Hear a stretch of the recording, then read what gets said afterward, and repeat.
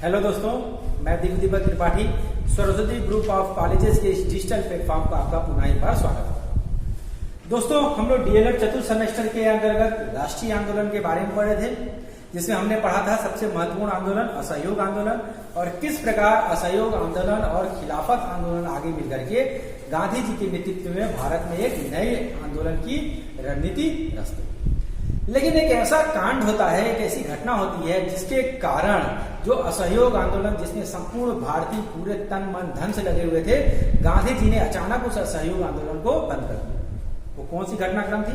उसी घटनाक्रम के बारे में आज हम लोग अध्ययन करेंगे और जो हम लोग का रहेगा यही कारण है चौरी चौरा कांड। तो दोस्तों, आज हम लोग जो चीजें अध्ययन करेंगे उसके बारे में हम लोग देखते हैं। ठीक है, इस चौरी चौरा कांड के प्रमुख तथ्य हम लोग देख लेंगे। ठीक है, तो घटना का नाम क्या है? चौरी चौरा कांड। ठीक है, जगह कहाँ है? ये गोरखपुर के निकट चौरी चौरा नामक एक जगह है। वहां पर क्या है? ये घटने की तारीख क्या है? 5 फरवरी। हाँ दोस्तों, कुछ किताबों में आपको 4 फरवरी दिखाया जाएगा, लेकिन ये लेटेस्ट अपडेट एनसीईआरटी बुक में जो लिखा गया है वो डेटा मैं बता रहा हूं, तो वो आपका है 5 फरवरी 1922। आंदोलन किसके अंतर्गत ये हुआ था घटनाक्रम? तो भारत में जब चला था असहयोग आंदोलन जब चल रहा था, उसके अंतर्गत ये घटनाक्रम घटित हुआ है। कारण क्या था कि शांतिपूर्ण आंदोलन करने वाले लोगों पर पुलिस ने क्या किया? गोली चला दिया। गोली चलाने के प्रत्युत्तर में ठीक है क्या हुआ? इन्होंने एक थाने को आग से फूंक दिया। ठीक है, इसका परिणाम क्या हुआ कि 12 फरवरी 1919 में महात्मा गांधी ने क्या किया? इस पूरा का पूरा असहयोग आंदोलन को वापस लेने का निर्णय। ठीक है, आगे क्या परिणाम हुआ? आगे फिर से कांग्रेस में हम देखते हैं 2 विचारधाराएं बनते हैं, जो गांधी जी के साथ थे और जो लोग क्या थे? गांधी जी का विरोध करना। तो दोस्तों, सबसे पहले हम लोग इस चौरी चौरा का लोकेशन देख ले रहे हैं। ये उत्तर प्रदेश का नक्शा है। यहाँ पर क्या है आपका? गोरखपुर। इसी गोरखपुर में आपका चौरी चौरा नामक जगह था। यहाँ पर ये पूरा का पूरा घटनाक्रम घटित होता है। कुछ पृष्ठभूमि हम लोग चलते हैं, बैकग्राउंड में पहले समझते हैं। ठीक है, होता क्या है कि 1920 में गांधी जी ने क्या किया? असहयोग आंदोलन की शुरुआत कर दिया। अब भारत के सभी युवा, सभी छात्र, कल सभी शिक्षक हो गए, सभी जन नागरिक हो गए, सभी लोग क्या करें? सहयोग आंदोलन में पार्टिसिपेट करने की शुरुआत। असहयोग आंदोलन किया क्यों जा रहा था? हमने पिछली कक्षाओं में दिया था, रॉलेट एक्ट के विरोध में। ठीक है, और अंग्रेजों के द्वारा गांधी जी ने कहा कि आप मुझे सहयोग दीजिए, हम लोग असहयोग आंदोलन चलाएंगे और मात्र 1 वर्ष के अंदर हम आपको क्या प्रोवाइड करा देंगे? आपको स्वराज दिला देंगे। ठीक है, कार्यक्रम इसमें क्या घोषित किए गए थे? हमने पढ़ा था कि क्या है? अंग्रेजों को किसी प्रकार की सहायता न देना। ठीक है, विदेशी करोड़ों का बहिष्कार, सरकारी नौकरी का बहिष्कार, स्कूल कॉलेज और शिक्षा का बहिष्कार। इस तरह का प्रोग्राम होना था, सारा प्रोग्राम। ठीक है, अब आते हैं हम लोग। ठीक है, चौरी चौरा में क्या हुआ था?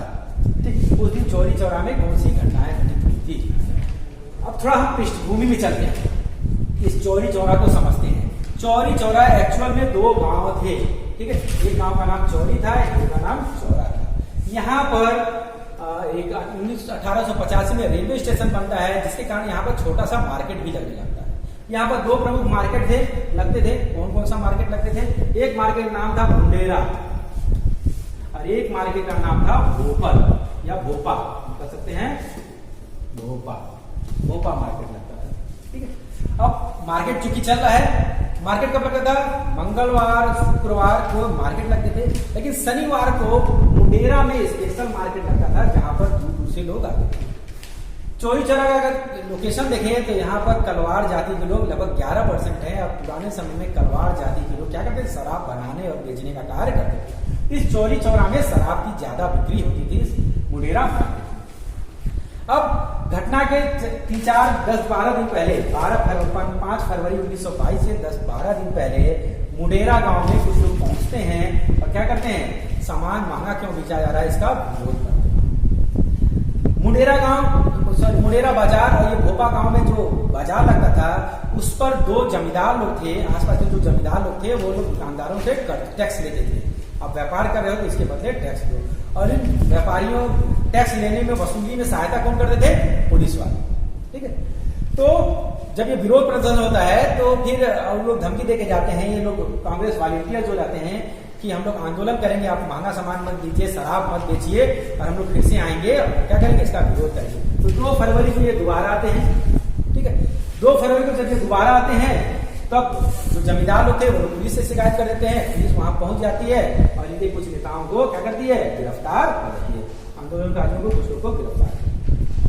ठीक है। अब आंदोलनकारी की चिट्ठी हर जगह भेज देते हैं कि हम लोग को क्या करना है, विरोध प्रदर्शन करना है। और 5 फरवरी को लोग क्या करते हैं, विरोध प्रदर्शन करने लिए आते हैं और उसी समय क्या हो जाता है, ये घटनाक्रम घटित हो जाता है, ये कांड घटित। अब 5 फरवरी के दिन क्या होता है ये हम लोग समझते हैं। ठीक है। 5 फरवरी को पुलिस फोर्स आ गई थी। ठीक है। पुलिस को पहले से मालूम चल गया था ये लोग प्रदर्शन करेंगे अपने नेताओं को सुनाने के लिए। तो पुलिस ने क्या किया, प्रदर्शनकारियों को डराने के लिए उन्होंने क्या किया, हवाई फायरिंग की। भीड़ को दूर करने के लिए क्या किया, उन्होंने हवाई फायरिंग। भीड़ नहीं मानी क्योंकि गांधी जी ने कहा था कि कुछ भी हो जाए, लोग तुम्हारे ऊपर हिंसा करें, अत्याचार करें, तुम उसका विरोध नहीं करोगे। ठीक है। वो हिंसक नहीं, भीड़ कुछ भी नहीं करता है। फिर बहस आगे बढ़ता है। बस आगे बढ़ने के दौरान वहां पर एक सिपाही के द्वारा गांधी की टोपी लोग पहनते थे प्रदर्शनकारी, उस गांधी की टोपी को उठा करके जमीन पर फेंक दिया जाता है, जिस कारण भीड़ गुस्सा गया। और जब भीड़ गुस्सा गया, ठीक है, पुराना टेंशन था महंगी सामान का, एक तो लगातार प्रदर्शन चल रहा है पिछले 1.5 सालों से। ठीक है। ऊपर से पुलिस का ज्यादती भी बढ़ रहा था। उस दौरान भीड़ ने तुरंत क्या करना शुरू किया, पत्थरबाजी करना शुरू किया। उस समय चौरी चौरा के जो थानेदार थे उनका नाम था गुप्तेश्वर सिंह। ठीक। जब इनको ये लगता है कि जब इन पर पत्थरबाजी हो रहा है तो तुरंत उन्होंने सिपाहियों से कहा कि भीड़ पर क्या कीजिए, आप लोग गोली चला दीजिए, गोलीबारी कर दीजिए। अब पुलिस का जैसे आदेश था, इन्होंने गोली फायरिंग करना शुरू किया। पहले हवाई फायरिंग किया गया, फिर इनके ऊपर फायरिंग किया गया और उसमें क्या हो गया, उसमें करीब 3 प्रदर्शनकारी लोग मारे गए। जब प्रदर्शनकारियों को गोली लगना, 4-5 हजार की भीड़ है, तब ये लोग प्रत्युत्तर देना शुरू किए। क्योंकि छोटा सा चौकी था, कितना गोलीबारी रखेंगे। ठीक है। जल्दी ही इन लोग के गोलीबारी खत्म हो गए। जब इनके बंदूक की गोलियां खत्म हो गई तब भीड़ ने मॉब ने क्या किया, इन पर अटैक करने का शुरुआत किया। और हम देखते हैं कि मॉब का न कोई जाति होता है, न धर्म होता है, न कोई टारगेट होता है। जब भीड़ हमला करती है तो वो कुछ भी नहीं देखती है, वो सामने वाले को क्या करती है, केवल खत्म करना चाहती है। जब वापस वो लोग अटैक करते हैं तो पुलिस के जितने भी गुप्तेश्वर सिंह के साथ जितने भी थाना पुलिस वाले थे सभी भाग करके कहां चले जाते हैं, वापस थाने में चले जाते हैं और अपने आप को अंदर दरवाजा बंद करके लॉक कर लेते हैं। भीड़ गुस्सा गया था, उसने क्या किया, पूरे घेर दिया, थाने को घेर दिया, पत्थरबाजी किया, लोग बाहर नहीं निकले। पास में ही एक डिपो था, मिट्टी के तेल उसमें रखा हुआ था, मिट्टी का तेल उठा लाया, उन्होंने चौकी पर फेंक दिया। व्यापार बाजार था, ठीक है, सब्जियां आता था, बाकी सब सामान आते थे, जूट के बोरे में भर करके जूट का बोरा उन्होंने उठा लिया, उस पूरे चौकी पर जूट का बोरा उन्होंने फेंक दिया और उसमें माचिस लगा के क्या कर दिया, उसमें आग लगा दिया गया। अब अंदर से वो लोग निकल नहीं पा रहे हैं। थानेदार गुप्तेश्वर सिंह गेट खोल के बाहर भागना चाहे, भीड़ ने उनको मार पीट करके वापस उठा के उसी आग में क्या कर दिया, फेंक दिया। और इस पूरे घटनाक्रम में, ठीक है, जो थानेदार थे, पुलिस वाले सभी मारे गए और करीब 22 पुलिस वाले मारे गए। कई किताबों में आप जाएंगे तो संख्या 21 दिखेगा, कंफ्यूज होने की जरूरत नहीं है। 1 थानेदार, 21 सिपाही और कहीं पर आपको 23 भी लिखेगा। 23 एक और लाश वहां पर मिलता है, ठीक है, जिसके बारे में शिनाख्त नहीं हो पाया था कि ये लाश किसका है, जला हुआ लाश किसका है।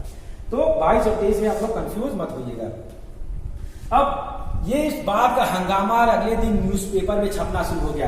क्या छपता है कि भीड़ ने हमला करके क्या कर दिया है, पुलिस वालों को, प्रशासन पर पहली बार अटैक हो गया है, एक थाने पर अटैक कर दिया गया है भीड़ के द्वारा। और किस आंदोलन में, इस असहयोग आंदोलन में अटैक कर दिया है। और जो गांधी जी नहीं चाहते थे, गांधी जी को मालूम था कि जैसे ही अंग्रेजों को मौका मिलेगा ये अपनी दमनकारी नीति चलाना शुरू करेंगे और इस हिंसा के नाम पर कई नेताओं को, कई लोगों को क्या कर लेंगे, वो गिरफ्तार कर देंगे। ठीक है। अब परिणाम क्या होता है इस पूरे का, ब्रिटिश ने क्या किया, पूरे क्षेत्र में मार्शल लॉ लगा दिया। मार्शल लॉ मतलब सैनिकों का शासन लगा दिया। करीब सैकड़ों लोगों की हंगामे के कारण गिरफ्तारी हो जाती है। ठीक है। पूरे गोरखपुर से लोगों को पकड़ के क्या किया जाता है, गिरफ्तार कर दिया जाता है। अब इस घटनाक्रम की सूचना कौन आता है, गोरखपुर जिला कांग्रेस कमेटी के उस समय उप सभापति होते हैं पंडित दशरथ प्रसाद द्विवेदी जी। महत्वपूर्ण क्वेश्चन है, आपके वन डे एग्जाम में भी पूछता है कि महात्मा गांधी को सूचना किसने दिया था। तो पंडित दशरथ प्रसाद द्विवेदी जी ने चिट्ठी लिख करके गांधी जी को इसकी सूचना दी। गांधी जी उस समय कहां थे, गांधी जी उस समय गुजरात के बारडोली नामक जगह पर थे। ठीक है। अब गांधी जी को जब सूचना मिलता है तो गुस्सा आ जाते हैं, उनको पश्चाताप। गांधी जी को किसी भी चीज का दुख होता था तो वो तुरंत क्या करते थे, तुरंत अनशन पर चले जाते थे, अपने आप को मौन धारण करते थे, भूख हटाते थे। तो गांधी जी ने इस घटनाक्रम के विरोध में 5 दिन का क्या किया, खुद का एक अनशन किया। अब कांग्रेस, गांधी जी अनशन करने बैठ गए तो दौड़े दौड़े कांग्रेस के वरिष्ठ नेता लोग कहाँ पहुंच जाते हैं, दौड़ करके बारडोली पहुंच जाते हैं। गांधी जी को मनाने की कोशिश होता है, गांधी जी नहीं मानते हैं, वहीं पर मीटिंग होता है और ये निर्णय लिया जाता है कि इस पूरा का पूरा असहयोग आंदोलन को क्या किया जाएगा, बंद कर दिया जाएगा। अंत में कांग्रेस को भी मानना ही पड़ता है गांधी जी की जिद के आगे और 12 फरवरी 1922 को कांग्रेस द्वारा डिसाइड किया जाता है कि अब वो क्या करेगी, इस असहयोग आंदोलन को बंद कर देगी। इस घटनाक्रम से गांधी जी की बड़ी निंदा होती है कांग्रेस की। हम देखते हैं फरवरी में ही निंदा प्रस्ताव उनके खिलाफ पारित होता है। कांग्रेस का एक और मीटिंग होता है दिल्ली में जिसमें उनके खिलाफ निंदा प्रस्ताव पारित होता है।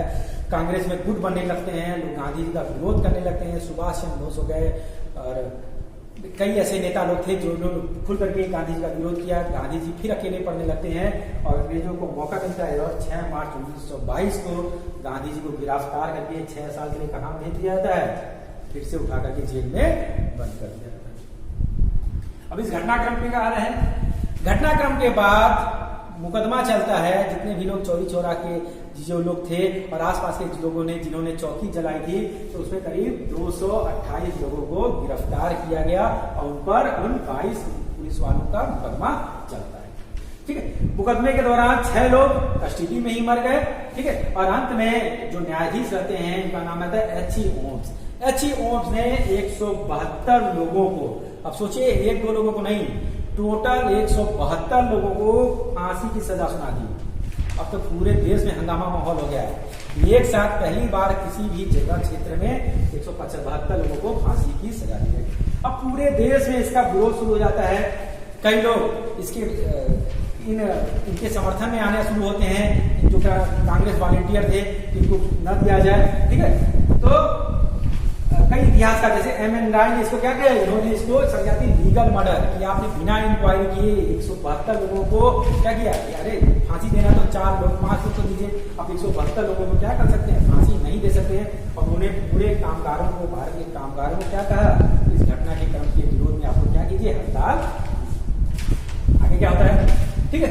अब कांग्रेस, चूंकि कांग्रेस के वॉलंटियर थे, तब कांग्रेस ने ये डिसाइड किया कि इन अभियुक्तियों के खिलाफ वो क्या करेगा, हाई कोर्ट की तरफ से क्या करेगा, एक अपील दायर करेगा।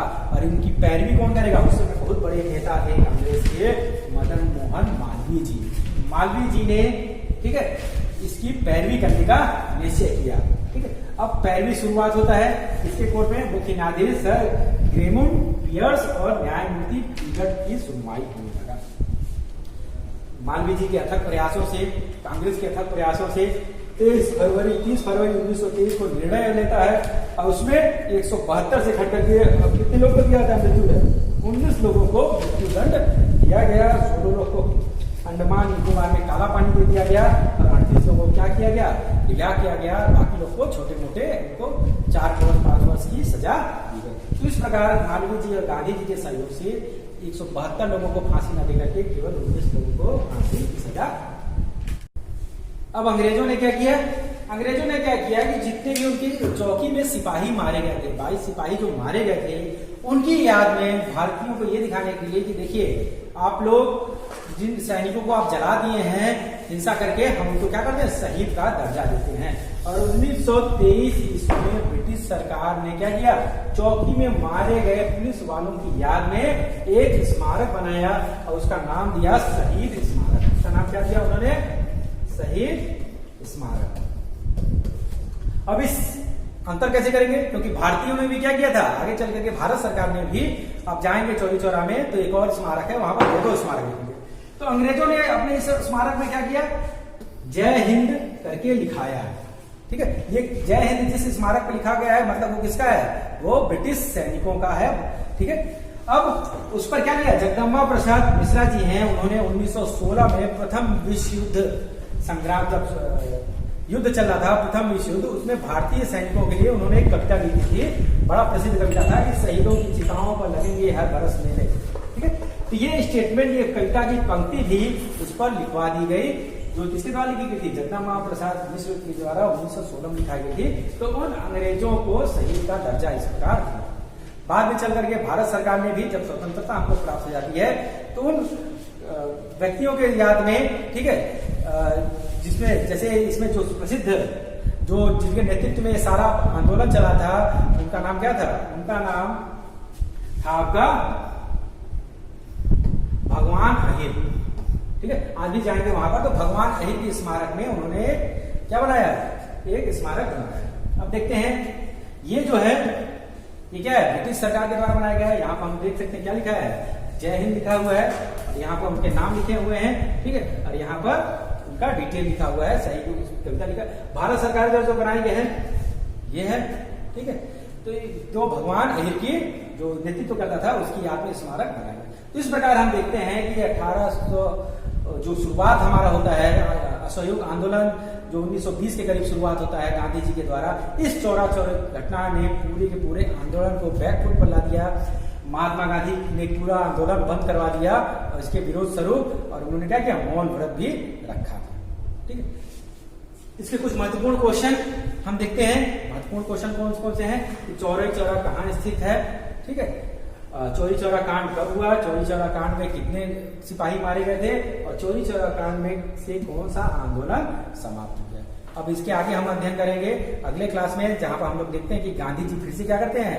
फिर से एक बार फिर भारतीय राजनीति में आते हैं, और उन्होंने सविनय अवज्ञा आंदोलन और बाकी आंदोलन जिन्होंने 1 फरवरी को डिक्लेयर किया था कि हम करेंगे, 1922 में डिक्लेयर किया था, लेकिन 5 फरवरी की इस हत्याकांड के बाद, चौरी चौरा कांड के बाद, उन्होंने अपनी चीजें उसको लागू करने का मौका नहीं मिलता है। गांधी जी को जेल में बंद कर दिया जाता है 6 वर्षों के लिए। फिर गांधी जी जब दोबारा आते हैं तो वो उस आंदोलन को दोबारा लेकर के आते हैं। इसी के साथ आज का क्लास समाप्त करते हैं। धन्यवाद।